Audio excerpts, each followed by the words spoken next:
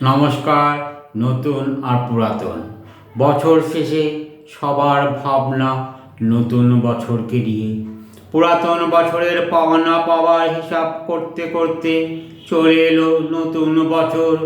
ভয় হয়, ভীষণ ভয় হয়, নতুন বছর আবার হবে না তো কালিমা। কোঠার আর মোমবাতির লড়াইটা এবার বন্ধ হবে। নতুন বছরে নতুন কিছু ভালো হবে, এই আশা নিয়ে মানুষ পুরাতন বছরকে বিদায় জানায়।